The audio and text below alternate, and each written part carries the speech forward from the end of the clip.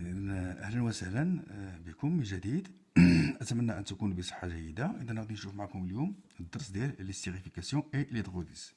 إذا الأسترة نحل معها.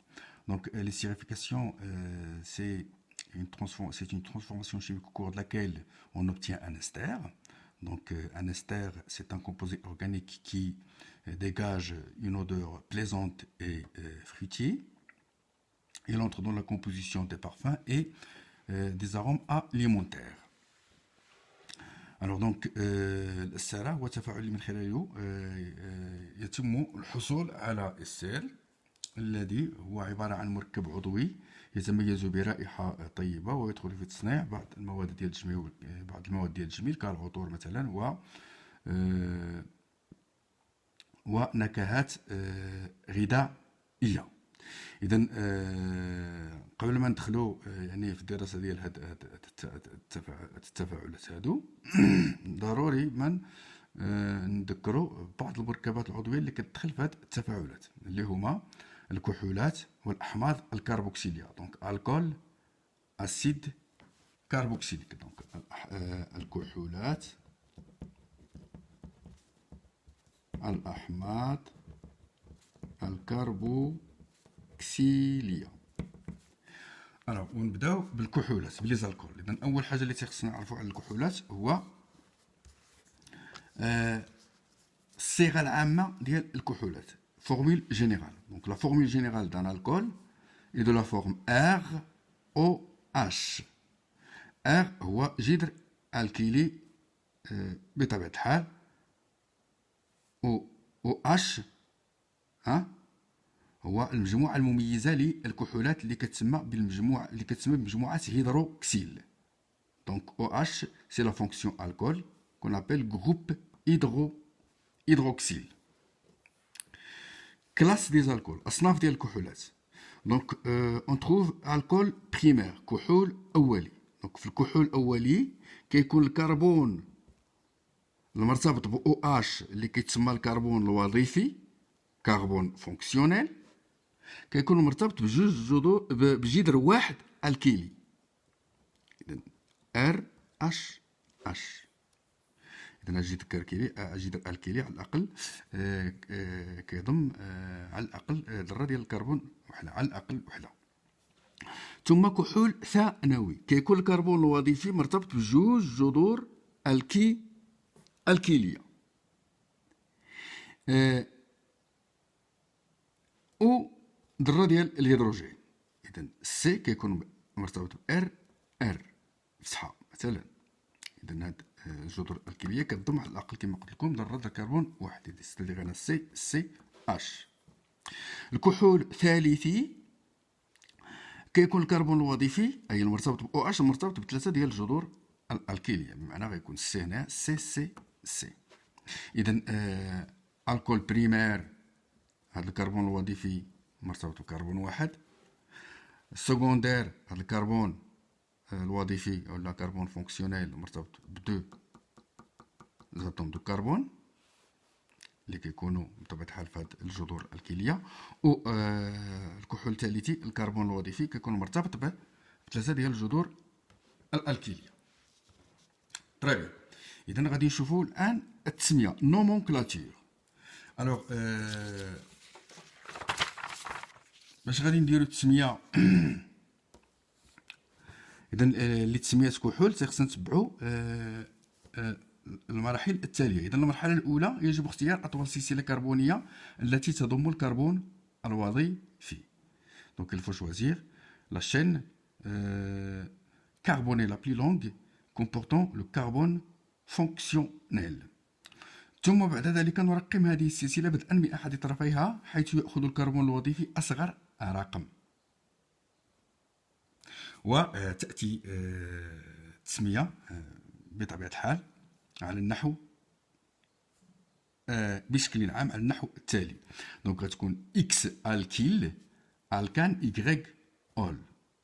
دونك إكس هو رقم الكربون المتفرع بطبيعة الحال إذا كانت السلسلة متفرعة. إذا إكس رقم الكربون المتفرع أي رقم الكربون اللي مرتبط بجذر الكيلي خارج السلسلة.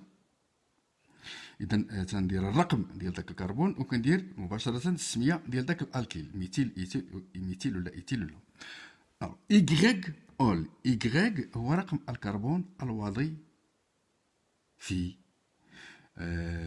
ثم كنت ليها بالمقطع أول. دونك إكس ألكيل ألكان إيكغيك أول. دونك إكس سي لو نيميرو دو كربون qui est relié à un groupe alkyle à l'extérieur de la chaîne carbonée la plus longue.